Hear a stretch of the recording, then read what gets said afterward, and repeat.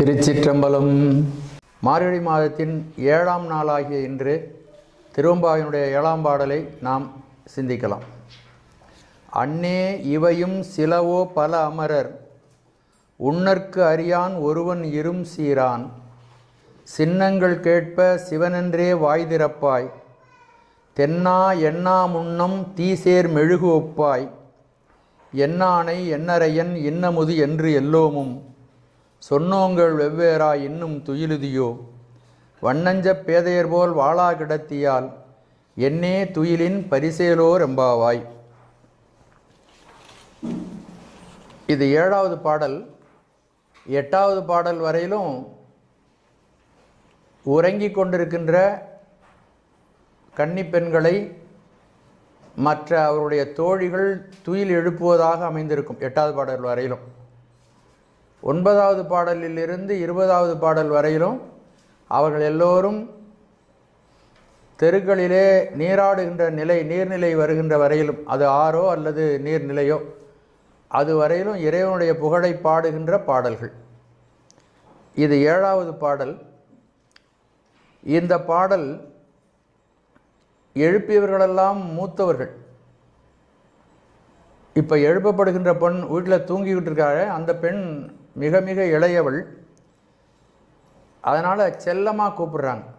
ரொம்ப நம்முடைய குழந்தைகளை செல்லமாக நம்ம கூப்பிடுவோம் இல்லையா, அது மாதிரி கண்ணே கரும்பே கட்டியே தேனே தக்காளி லட்டு அப்படிலாம் கூப்பிட்றோம்ல, அது மாதிரி உள்ளே இருக்கின்ற பெண்ணை அண்ணே அம்மா அண்ணே இவையும் சிலவோ இவையும் சிலவோ எடுத்த உடனே தூங்கிட்டு இருக்கிறத பார்த்த உடனே அவர்களுக்கு என்ன இதனுடைய நடைமுறை என்னன்னா, உள்ளே இருக்கின்றவர்கள் தங்களை அதிகாலையில் எழுந்து தூய்மைப்படுத்தி கொண்டு பல் துலக்கி கொண்டு எப்பொழுது தோழிகள் வருவார்கள் என்று எதிர்பார்த்து வாசற்படியிலே நிற்க வேண்டும். அதான் நடைமுறை. பாவை நோன்புக்கு செல்லும் பொழுது எல்லாருக்கும் அந்த துடிப்பு இருக்க வேண்டும். இறைவனுக்கு நாம் வழிபாடு செய்ய போகிறோம். பார்வதி தேவியை பாவையாக செய்து நாம் உலக நன்மைக்காகவும் நம்முடைய சொந்த நன்மைக்காகவும் வழிபாடு செய்கிறோம். பொதுவாகவும் சிறப்பாகவும் வழிபாடு செய்ய இருக்கிறோம் அப்படிங்கிற உணர்வில் அவரவர்களுக்கும் அந்த விழிப்புணர்ச்சி இருக்க வேண்டும். வாசப்படியில் வந்து நிற்கணும். அப்படி நிற்காமல் இவங்க தூங்கிட்டு இருக்கிறவங்கள பார்த்த உடனே அழைக்க வருகின்றவர்கள் இந்த தூக்கத்தில் இருந்து அவர்களை எழுப்புவதற்காக சில செய்திகளை சொல்லுகிறார்கள். இந்த பாடல் அப்படி தான். அண்ணே அம்மான்னு கூப்பிட்றாங்க.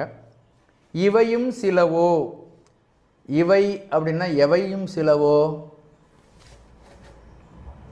இறைவனை பற்றி அன்பாக பேசுவது முதல் நாள். இப்போ அன்பு இல்லாத போல் தூங்கி கிடத்தல். இதெல்லாம் இது உன்கிட்ட இருக்கக்கூடிய சில செயல்களா? இன்னும் நிறையா வச்சிருக்கியானே. நேற்று இறைவனிடம் மிகுந்த பாசமாகவும் அவனை ஆராதனை செய்ய வேண்டும், வழிபாடு செய்ய வேண்டும், இப்படியெல்லாம் செய்யணும், நீங்கள் செய்யறதோட இப்படி மாற்றி செய்யலாம் அப்படின்லாம் எங்களுக்கெல்லாம் யோசனையெல்லாம் சொல்லிட்டு இருந்தீங்க. இன்னைக்கு அதை செய்வதற்கு நீ விழிப்போடு இருக்க வேண்டாமா? நீ தூங்கிக் கொள்கிறாயே.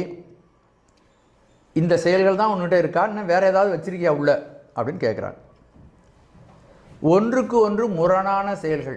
நேற்று அன்போடு பேசினாய், இன்று அன்பில்லாமல் படுத்து கிடக்கிறாய். இப்படி சில செயல்கள் உன்னிடம் இருக்கின்றனவா? அன்னே இவையும் சிலவோ பல அமரர் உன்னற்கு அறியான். உண்ணுதல்னா நினைப்புன்னு அர்த்தம். உண்ணல் 3 சுழி போட்டால் சாப்பிட்றது, 2 சுழி போட்டால் நினைத்தல் அப்படின்னு வரும். பல அமரர் உன்னற்கு அறியான். சிவபெருமான் சாதாரணமானவன் அல்லன். நாம் அவனை வழிபடுகிறோம் என்றால் அவனுடைய திருக்கருணையினாலே தன்னை எளிமைப்படுத்தி கொண்டு இந்த உலகத்திலே இறங்கி வந்து மண்ணுலகத்தவரும் பார்ப்பது போல் அவன் வந்து நமக்கு அருள் கொடுத்து கொண்டு நம்மை ஆட்கொண்டிருக்கிறான். ஆனால் தேவர்கள் நல்வினை பயனை நுகர்கிறார்கள், புண்ணிய பலன்களை அனுபவிப்பதுதான் தேவ உலகம். அப்படிப்பட்ட பல அமரர்களுக்கும் நினைப்பதற்கு அறியவன். அப்போது அவனை சார்வதற்கும் அறியவன். இப்போ நம்மளால் நினைக்கவும் முடியும், சாரவும் முடியும் இல்லையா? அப்போ தேவர்களுடைய வாழ்க்கையை விட எது பெருசு அப்படின்னா நம்முடைய வாழ்க்கை தான். இது கர்ம பூமி அப்படின்னு சொல்லுவாங்க இந்த மண்ணுலகத்தை. ஏனென்றால் நாம் முன்னேற வேண்டும் என்றால் இங்கே வந்தால் தான் முன்னேற்றம். தேவ உலகத்தில் முன்னேற்றம் கிடையாது. தேவ உலகத்தில் புண்ணிய பலன்களை நாங்கள் அனுபவிக்கிறோம். அப்போ அங்கே சொகுசான வாழ்க்கை இருக்கும். அதுக்கு எல்லை உண்டு. தேவ உலக வாழ்க்கைக்கு எவ்வளவு புண்ணியம் பண்ணியிருக்கோமோ அது வரலும் அங்கே இருப்போம். அது முடிஞ்சவுடனே நம்ம திரும்பி கீழே வந்துடுவோம். எவ்வளவு தான் அமுதம் சாப்பிட்டாலும் நிரந்தரமான வாழ்க்கை கிடையாது. அவர்களுக்கும் கூட துன்பம் உண்டு. நம்ம புராணங்களில் பார்க்குறோம், அசுரர்கள் எப்போவாவது அடித்து போட்டுறாங்க, அவங்கள ஜெயிலில் போட்டுடுறாங்க, அவர்களை துன்புறுத்துகிறார்கள் இல்லையா? இப்படி பல துன்பங்கள் உண்டு. பல அமரர் உன்னற்கு அரியன் அறியான். அறியான்னா ரொம்ப அருமை, அவனை அறிந்து கொள்வது மிக அருமை. ஒப்புடைய நல்லன் ஓர் ஓமனில்லி அப்படின்னு பெரியவங்க சொல்கிறாங்க. அவனுக்கு ஒப்பாக சொல்லக்கூடியவர்கள் ஒருத்தரும் கிடையாது. அவனுக்கு ஓமையாக காட்டலாமா? இவரை போல் அவர் நம்ம உருவத்தில் கூட சில பேரை காட்டுவான், எங்கள் அக்கா மாதிரி இருக்காங்க அவங்க அப்படின்னு சொல்லுவோம் இல்லையா? அப்போ ஓமை காட்ட முடியும். சிவபெருமானை போல் ஒருத்தர் இவர் அப்படின்னு காட்டுறதுக்கு யாராவது இருக்காங்களா? ஒருவருமே கிடையாது. ஒரு ஓமன் இல்லி, ஒப்புடைய நல்லன், எந்த விதத்திலையும் ஒப்பாக யாரையும் சொல்ல முடியாது, ஒரு ஓமையாக யாரையும் சொல்ல முடியாது. இருஞ்சீரான், இரும்னா பெருமை, சீரான்னா சீர்மை உடையவன், மிக்க பெருமை உடையவன். பமல அவனுடைய பெருமைகள் இதெல்லாம். இப்போது வெளியில் இருக்கிற பெண்கள் நீ இப்படி அவனை வழிபடுவது என்பது அவனை நம்ம ஒரு எளிமையான ஒரு வழிபாட்டினால் அவனை அடைந்து விடலாம். அந்த சின்ன வழிபாடு கூட உன்னிடம் இல்லாமல் படுத்துங்கிறியப்பா. இப்படி அவன் மிக மிக பெரியவன். பல முனிவர்களெல்லாம் வாடியும் அவனை காண முடியவில்லை.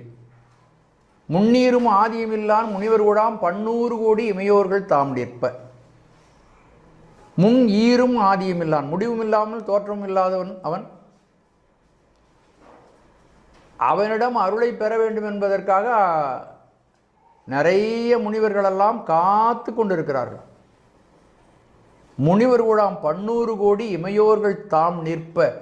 அப்படியெல்லாம் நின்றுக்கிட்டு எப்படா சாமியுடைய அருள் கிடைக்கும்னு பார்த்துட்டு இருக்கும் பொழுது சாமி நம்மளை கூப்பிட்டு நமக்கு அருள் புரிகிறான். இரும் சீரான், மிக்க பெருமை உடையவன். நல்வினை பயனையே நுகர்கின்ற தேவர்களாலும் நினைப்பதற்கு அரியவன். ஈடும் எடுப்பும் இல்லாத குணங்கள் நிறைந்தவன்.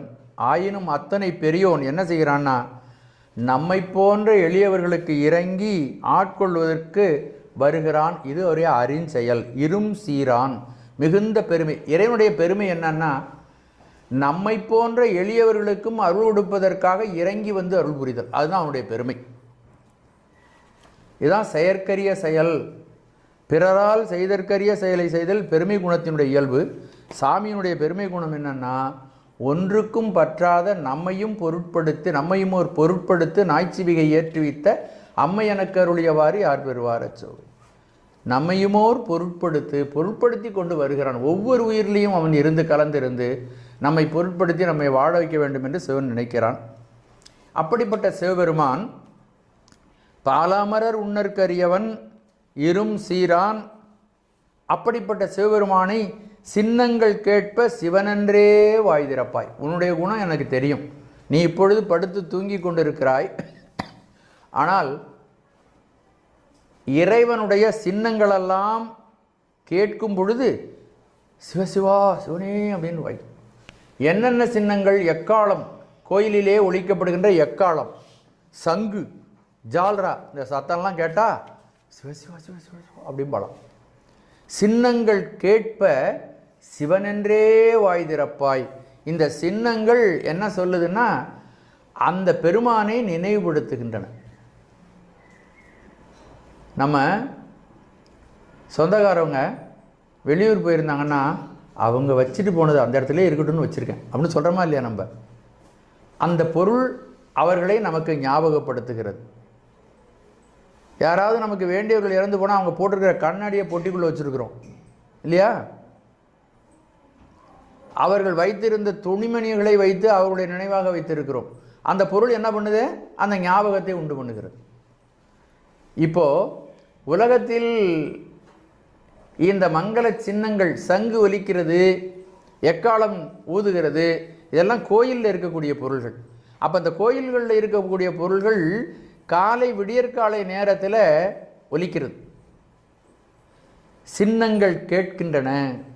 காலை நேரத்தில் திருக்கோயிலிலிருந்து மணி ஓசை, எக்காலம், சங்கு முதலிய சின்னங்கள் வந்தோடனே இது சிவன் கோயிலிலிருந்து, நம்முடைய பெருமானுடைய கோயிலிலிருந்து வருவது அப்படின்னா சிவ சிவ சிவ சிவா அப்படின்னு தலையில் கை கூப்புவாளாம். அப்படிப்பட்ட பெண் உள்ளே தூங்குகிறாள்.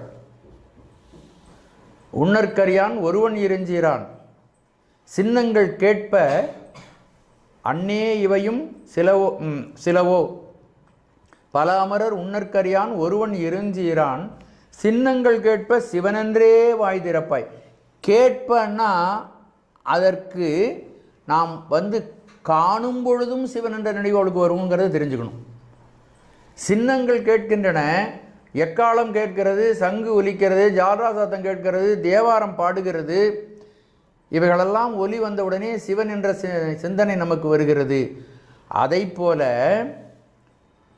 தெருவிலே நடந்து போகிறார்கள் அடியார்கள். அவர்கள் திருநீர் அணிந்திருக்கிறார்கள், ருத்ராட்சம் அணிந்திருக்கிறார்கள், வாயிலே ஜெபம் செய்து கொண்டு கையிலே ஜெபமாலை வைத்து கொண்டு நடந்து போகிறார்கள். அதை பார்த்த உடனே சிவனை என்கிறார். இப்போ கேட்கிறத சொன்னதுனால நம்ம என்ன செய்யணும்னா இந்த பார்க்கிறதையும் அதோடு சேர்த்து சிந்திக்கணும். சின்னங்கள் கேட்ப சிவனென்றே வாய் திறப்பாய். இந்த சிவ சின்னங்களை பார்க்க சிவனென்றே வாய் திறப்பாய்ன்னு நம்ம அந்த பொருளையும் இதில் எடுத்துக்கொள்ள வேண்டும். அது இலக்கணை என்று சொல்வார்கள். ஒன்றை பார்த்தோன்னா இன்னொரு ஞாபகம் வர்றதுக்கு இலக்கணை அப்படின்னு ஒரு இலக்கணத்தில் ஒரு சொல் இருக்குது, இலக்கணை. இப்போ இதை கேட்டது சொன்னோடனே பார்த்ததை நம்ம நினைச்சோம்னா அது இலக்கணை சொல் என்று சொல்வார்கள். அப்படி திருநீர், ருத்ராட்சம் அந்த சிவனடியார்களை கண்ட அளவில் சிவன் என்றே கூறுவாய் என்றும் நாம் அதற்கு நுட்ப பொருள் சொல்லலாம். அப்புறம் இந்த சின்னங்கள் கேட்ப சிவன் என்றே வாய் திறப்பாய், அதற்கு அடுத்தபடியாக தென்னா என்னா முன்னம் என்று சொல்வதற்கு முன்பு தென்னா தென்னாடுடைய சிவனே, தென்னாட்டை சேர்ந்தவனே. தென்னா என்றால் தென்னாடு உடையவன் என்று பொருள். அந்த தென்னாடு உடையவனே என்று சொல்லுவதற்கு முன்பு தீ சேர் மெழுகு ஒப்பாய். தென்பாண்டி நாட்டானே அப்படின்னு சொன்னால் போதுமா? அது மனசுக்குள்ளே புகுந்து அவளுடைய மனதை உருக்கி தென்பாண்டி நாட்டிலே அவன் செய்த அருட்செயல்கள். இப்போ நான் கொஞ்சம் நாளைக்கு முன்னாடி சொன்னேன் பார்த்தீங்களா, பிட்டுக்கு மண் சுமந்தான், பண் சுமந்த பாடல் பரிசு படைத்தருளும், பெண் சுமந்த பாகத்தன் பெம்மான் பெருந்துரையான். அப்படி விண் சுமந்த கீர்த்தி வியன் மண்டலத்தீசன், மண் சுமந்து கூலி கொண்டு அக்கோவால் மொத்துண்டு புன் சுமந்த பொன்மேனி பாடுதுங்கானம்மானாய். விண் சுமந்த கீர்த்தி வியன் மண்டலத்தீசன், அவனுடைய பெருமை ஆகாய அளவுக்கு முட்டி கிடக்குது. ஆனால் அவன் கலிமதுரை மண் சுமந்தான், கூலி கொண்டான், அந்த கோவால் மொத்துண்டான், அதனாலே புன் சுமந்த பொன்மேனியை படைத்திருக்கிறான். அப்படிப்பட்ட பெருமானை பாடு அப்படின்னு சொல்கிறார். இங்கே தென்னா என்னா முன்னம் தீசேர் மெழுகு ஒப்பாய். மனசு அப்படியே தென்னாட்டில் 64 திருவிளையாடல்கள், அந்த திருவிளையாடல்கள் ஒன்றொன்றும் நம்முடைய உள்ளத்தை உருக்கி கசிவித்து நம்மை உருக்கும். அப்படி கொஞ்ச நாளைக்கு முன்னாடி நான் சொன்னது போல, பன்றிக்கு பன்றியாக பால் கொடுத்தான், கருங்குருவிக்கு உபதேசம் செய்தான், நாரைக்கு முக்தி கொடுத்தான், மாமனாக வழக்குரைத்தான். இந்த அருளி செயல்களெல்லாம் தென்னாட்டிலே மதுரை எம்பதியிலே சுவாமி வழுதியாக பாண்டிய மன்னனாக அங்கு ஆட்சி புரிந்தான். அம்பிகை பாண்டிய மன்னனுக்கு மகளாக தோன்றினாள். அவள் ஆட்சி அதிகாரத்திற்கு வந்த பிறகு நாட்டில் உள்ள அரசர்களை எல்லாம் வென்று கைலையம்பதிக்கு போயிட்டான். அங்கு சிவபெருமானோடு போர் தொடுக்க போகிறாள் அம்பிகை. அம்பிகையால் தான் முடியும் சிவன்கிட்ட போர் தொடுக்க. எப்பொழுது சிவபெருமான் இவனுக்குரிய மணாளனை பார்க்கிறாளோ அப்பொழுது மூன்றாவதாக இருக்கக்கூடிய மார்பு மறைந்து விடும் என்று சொல்லியிருந்தார்கள். சிவனை பார்த்த உடனே மார்பு மறைந்து போய்விட்டது. நாணத்தோடு அம்பிகை வந்து விட்டாள் மீனாட்சி. சிவபெருமான் திருமணம் புரிய இங்கே வருகிறார், வடக்கிலிருந்து தெற்குக்கு வருகிறார். வந்து அம்பிகையை திருமணம் செய்கிறார். அப்போ அருளி செயல்கள் நிறையா. குண்டோதரனுக்கு சாப்பாடு போட்டு, அவன் இருந்த சாப்பாடெல்லாம் சாப்பிட்டு, வைகை நதியை வத்த வச்சு, ஏராளமான அருளி செயல்கள். இந்த இடத்துல அதெல்லாம் நம்ம வந்து ஒவ்வொரு கதையாக கூட சிந்திச்சு பார்க்கலாம். அப்படி தென்னா இப்படி பாண்டிய நாட்டிற்கு வந்து அம்பிகையை மனம் புரிந்தான். அற்புதமான வரலாறு. அந்த திருமண படலத்தை படிச்சீங்கன்னா உருகாத மனசும் உருகும். அப்படிப்பட்ட அதை கேட்குறா இவ. தென்னா அப்படின்னொன்னு தென்பாண்டி நாட்டிலே சுவாமிகள் செய்த அருளி செயல்களை எல்லாம் கேட்டவுடனே உள்ளமானது தீசேர் மெழுகு ஒப்பாய். எந்நாட்டவர்க்கும் இறைவன், எல்லா நாட்டுக்கும் அவன்தான் இறைவன். சிவனை தவிர இறைவன் வேறு உலகத்துக்கு வேறு எங்கேயும் கிடையாது. ஒரே சிவன் தான் இந்த அகில பிரபஞ்சத்துக்கும் தலைவன். ஆனால் சிறப்பாக தென்பாண்டி நாட்டிலே அரியணையிலே இருந்து அரசாட்சி புரிந்தான். அம்பிகை திருமணம் செய்து கொண்டான். அவர்களுக்கு முருகப்பெருமான் குழந்தையாக வந்து அவதரித்தார். சோமாஸ்கந்த மூர்த்தியாக தியாகராஜனாக அங்கிருந்தார். அப்படிப்பட்ட அருளி செயல்கள்லாம் நடந்த இடம். உள்ளிருக்கின்ற அந்த அன்புடையவள்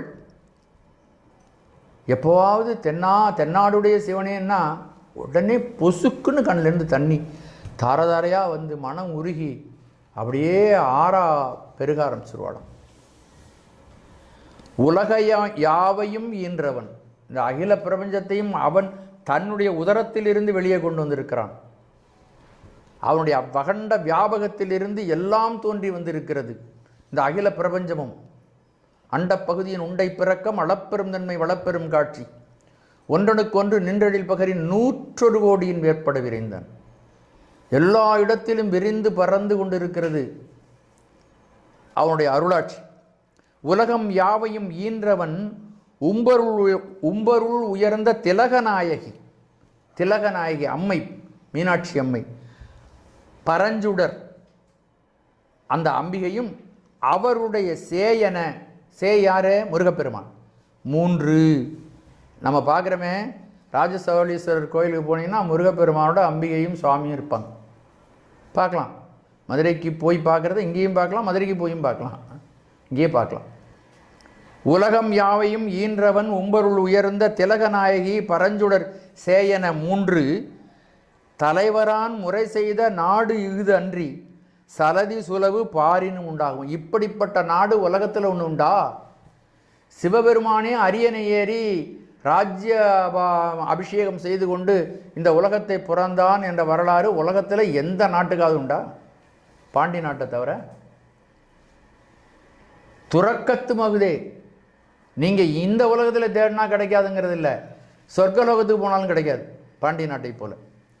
அதனால் தான் மணிவாசக பெருமான் மிகச் சிறப்பாக சொல்லியிருக்கிறார், தென்னாடுடைய சிவனே போற்றி எந்நாட்டவர்க்கும் இறைவா போற்றி. இப்போ இதை கேட்குறாவ. தென்னா என்னா முன்னம் என்று சொல்வதற்கு, என்னா முன்னம்னா என்று சொல்வதற்கு முன்னால் தீசேர் மெழுகு ஒப்பாய். எப்படி உதாரணம் பாருங்க, இதை விட உதாரணம் நெஞ்சம் உருகிறதுக்கு வேற ஒன்றையும் காட்ட முடியாது. மெழுகோடு தீயை சேர்த்தால் அந்த மெழுகு எப்படி உருகி ஓடுமோ அப்படி இந்த தென்னா என்று கேட்டவுடனே என்று சொல்வதற்கு முன்னால் அவருடைய உள்ளமானது கெட்டியாக இருந்த உள்ளம் உருகி ஓட ஆரம்பித்து விட்டது. தீசேர் மெழுகொப்பாய்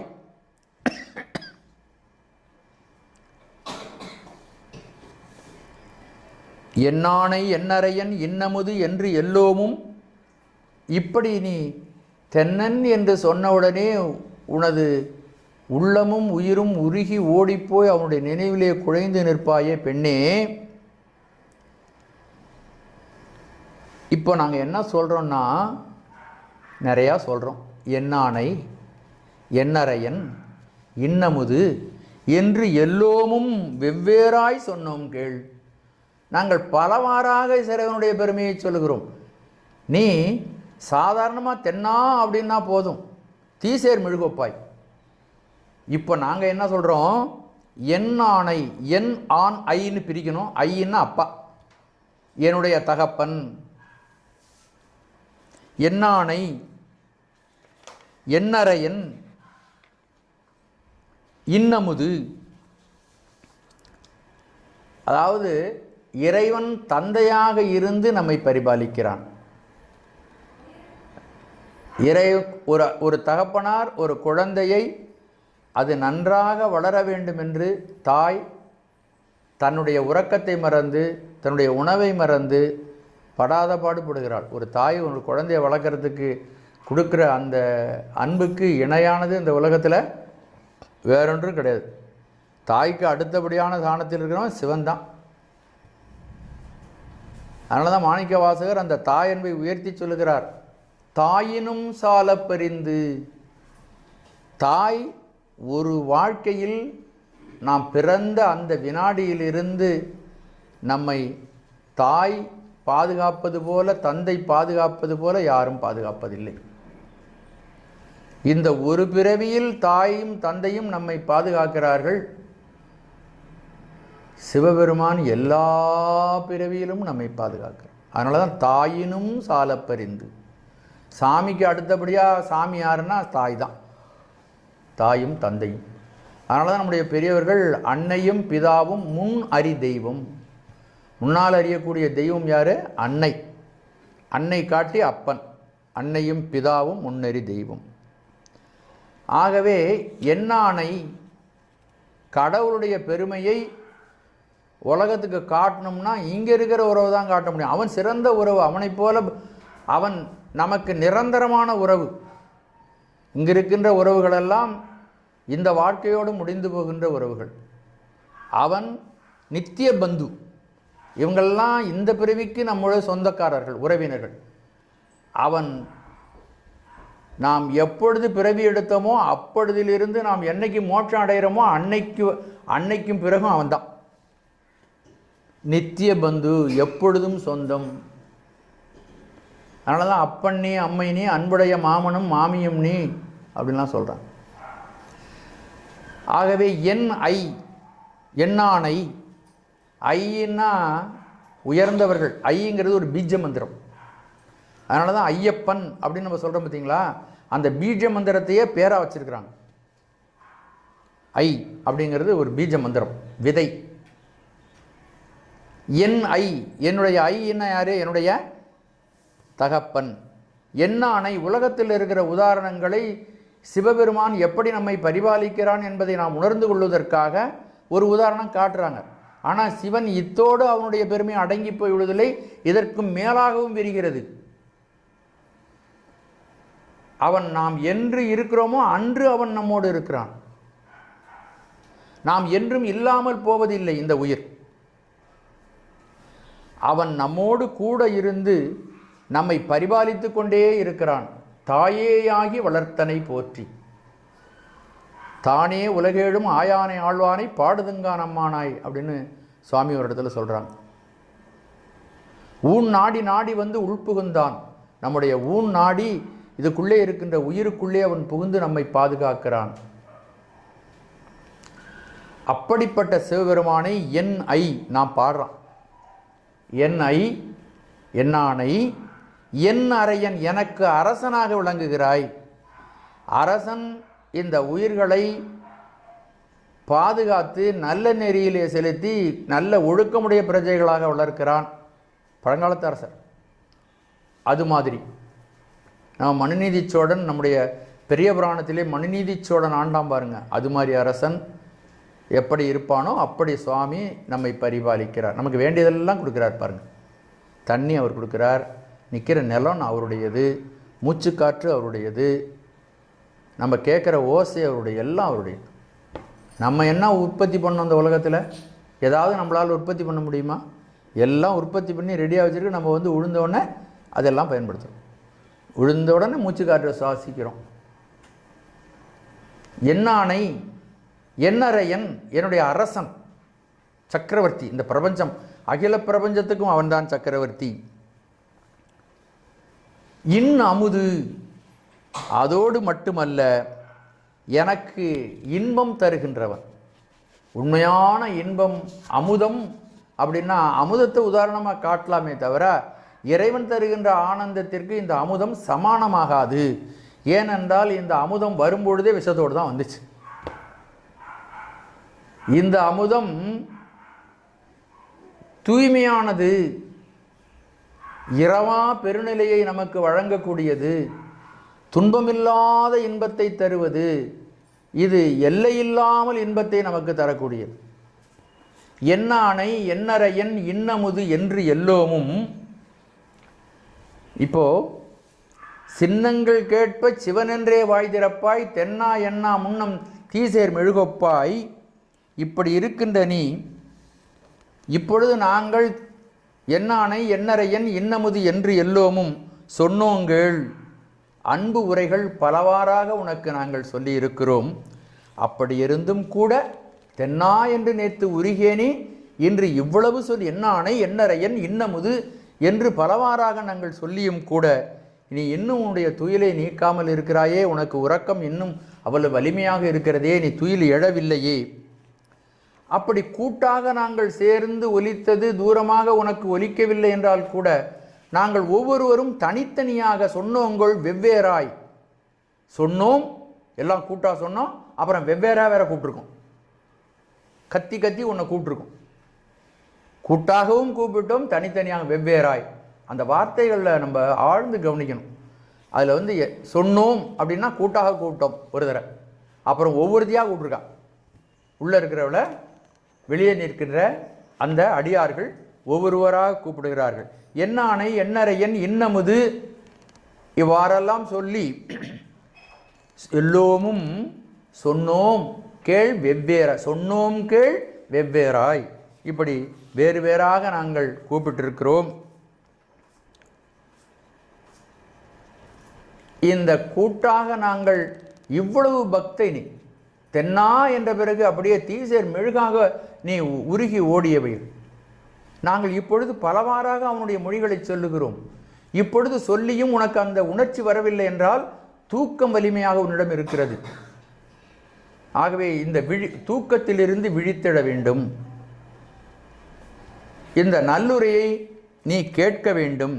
இன்னும் துயிலுதியோ, இவ்வளவு இனிய மொழிகளை உன்னுடைய அருகில் வந்து பக்கத்தில் நின்றுக்கிட்டு நாங்கள் இவ்வளவு சொல்கிறோமே, இன்னும் நீ தூங்குகின்றாயா?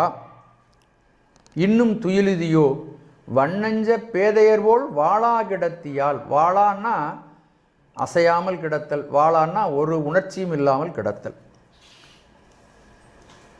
நீ பருவத்தினால் பேதை, வயசினால பேதை பெண். பேதை பெண்ணுன்னா அந்த 15 வயசு உள்ள பெண்ணுக்கு பேதை பெண்ணுன்னு சொல்லுவாங்க. ஒவ்வொரு பருவத்துக்கும் குழந்தை அப்படிலாம் இருக்கு இல்லையா, அந்த பருவம் பேதை பருவம். ஆனால் நீ அறிவிலே முட்டாள் கிடையாது, பேதை கிடையாது. உனது உடம்பின் அளவிலே வயது அளவிலே நீ பேதை பெண், அறிவிலே நீ ரொம்ப புத்திசாலி. ஏனென்றால் நேற்று சிவனுடைய தென்னா அப்படின்னு சொன்ன உடனேயே மெழுகை போல உருகி இருக்கிறாய். இப்பொழுது என்னானை எண்ணறையன் இன்னமுது என்றெல்லோமும் சொன்னங்கள் வெவ்வேறாய் இன்னும் துயிலுதியோ, வண்ணஞ்ச பேதையர் போல் வாளா கிடத்தியாள். வண்ணஞ்ச பேதை, வலிய நெஞ்சு, அதாவது உருகாத நெஞ்சு. இவ்வளவு கூப்பிட்டும் எழுந்திருக்கவே இல்லை. அப்போ நெஞ்சில் என்ன அழுத்தம் அப்படின்னு கேட்குறோம்ல நம்ம சாதாரணமாக. இறைவனுடைய புகழை நாங்கள் பாடிக்கொண்டே இருக்கிறோம். வலிய நெஞ்சு படைத்த அறிவிலியைப் போல, பேதைன்னா அந்த இடத்துல அறிவிலியைப் போல வாய் பேசாமல் இப்படி கிடக்கிறாய். இப்படி கிடக்கலாமா? இது என்ன? என்னே துயிலின் பரிசு. ஒன்றும் குத்தம் சொல்ல முடியாதுப்பா. இந்த தூக்கத்தினுடைய மகிமை, பரிசுன்னா தன்மை. என்னே துயிலின் பரிசு. ஆகவே இறைவன் புகழரே கேட்ட அளவில் ஈடுபட்டு குழையும் உள்ளமுடைய நீ இங்கனம் உருக்கம் இல்லாமல் உறக்கத்தில் ஆழ்ந்து கிடத்தலை நினைக்கும் பொழுது உறக்கத்தின் இயல்பு ரொம்ப வலியது போல அப்படின்னு சொல்கிறார். அதனால் துயிலின் பரிசு என்ன அப்படின்னு. அது நான் அடிக்கடி ஒரு வார்த்தை சொல்லுவேன், யோசிக்கும் வேளையில் பசிதீர உண்பதும் உறங்குவதுமாக முடியும். பசிதீர, அதாவது சாதாரண வாழ்க்கையில் நம்ம ஒரு மனிதன் பிறந்தான் என்றால் அவன் இறக்கின்ற வரையிலும் செய்கின்ற வேலை என்னான்னு பார்த்தீங்கன்னா, எவ்வளோ பெரிய பணக்காரனாக இருந்தாலும் எவ்வளோ ஏழையாக இருந்தாலும் எவ்வளவு ஒன்றுமென்னு அவன் பசிதீர உண்பதும் உறங்குவதும் ஒருத்தன் அனுபவிக்கிற சுகம். இப்படி வாழ்க்கை முடிஞ்சு போகுது. பசிதீர உண்பதும் உறங்குவதுமாக முடியும் அப்படின்னு பெரியோர் சொல்வது உலகியலில் வேண்டுமானால் சரியாக இருக்கலாம். ஆனால் இறைவன் மேல் அன்புடைய அடியாராக இருக்கின்ற உனக்கு இது தகாது அப்படி சொல்கிறாங்க. உனக்கு இது தகாது. உலகியல் மனிதர்களுக்கு இது தகும். பசி தீர உண்பதும் உறங்குவதும். ஆடு மாடும் அப்படி தான் செஞ்சுட்டு இருக்கு. நீனும் அப்படி செஞ்சுக்கிட்டு இருந்தால் பரவாயில்ல, அதை பற்றி சாதாரண மனிதர்கள். ஆனால் நீ சிவனடியார். தென்னா என்னா முன்னம் தீசேர் மெழுகொப்பாய் என்னானை என்னரையன் இன்னமுது என்றெல்லோவும் சொன்னோங்கள் வெவ்வேறாய் இன்னும் துயிலுதியோ வண்ணஞ்ச பேதையர் போல் வாளாகிடத்தியால் என்னே துயிலின் பரிசு. ஆகவே இந்த உறக்கத்தினுடைய மகிமை என்ன என்று இந்த பாடலிலே, உறக்கம் இவ்வளவு உன்னை ஆட்டி படைக்கிறதே, நீ இறைவனை நினைத்து மெழுகாய் உருகக்கூடிய பெண். இறைவன் தென்னாட்டிலே மதுரையம்பதிலே 64 திருவிளையாடல்களை புரிந்திருக்கிறான். அடியார்கள் 63 வாழ்க்கையிலே பல்வேறு திருவிளையாடல்கள் புரிந்திருக்கிறான். இப்படியெல்லாம் இவைகளெல்லாம் கேட்டு உருகக்கூடிய உனது உள்ளம் இந்த தூக்கத்தினுடைய வலிமையின் காரணமாக நாங்கள் என்னானை என்னரையன் இன்னமுது என்று எல்லோமும் நாங்கள் சொல்லியும் நீ உறக்கத்திலிருந்து விழிக்காமல் உறக்கத்திலே ஆழ்ந்திருக்கிறாயே, இந்த உறக்கத்தினுடைய வலிமைதான் எவ்வளவோ என்று இந்த பெண்கள் வெளியிலிருந்து சொல்கிறார்கள். இதில் சக்தியை வியந்தது. தென்னா என்னா முன்னம் தீசேர் மெழுகொப்பாய் அப்படின்னு சொன்னதுனால, தென்னா என்று சொன்னால் உடனே நமக்கு என்ன ஞாபகம் வரணும்? அங்கையர்கண்ணி தன்னடும் அமர்ந்த ஆலவாய். தென்னாட்டில் சாமி பாண்டிய சிம்மாசனத்திலிருந்து அரசாட்சி புரிகிறான் சோமசுந்தர பாண்டியனாக. அப்படி சோமசுந்தர பாண்டியனாக இருந்த பொழுது பட்டமகிழ்ச்சியாக மீனாட்சி அம்மை இருக்கிறாள். அப்போ தென்னா என்று சொன்னால் மீனாட்சி அம்மையோடு கூடிதான் நாம் அதை சிந்திப்போம். ஆகவே இந்த பாடலில் சக்தியை வியந்தது தெளிவாக புலப்படுகிறது அப்படின்னு நாம் புரிந்து கொள்ளலாம். இந்த பாட்டை ஒரு முறை பார்க்கலாம். அன்னே இவையும் சிலவோ பல அமரர் உன்னற்கரியான் ஒருவன் இரும் சீரான் சின்னங்கள் கேட்ப சிவனென்றே வாய்திறப்பாய் தென்னா என்னா முன்னம் தீசேர் மெழுகொப்பாய் என்னானை என்னரையன் இன்னமுது என்றெல்லோமும் சொன்னோங்கள் வெவ்வேறாய் இன்னும் துயிலுதியோ வண்ணஞ்ச பேதையர் போல் வாளா கிடத்தியால் என்னே துயிலின் பரிசேலோர் எம்பாவாய். திருச்சிற்றம்பலம்.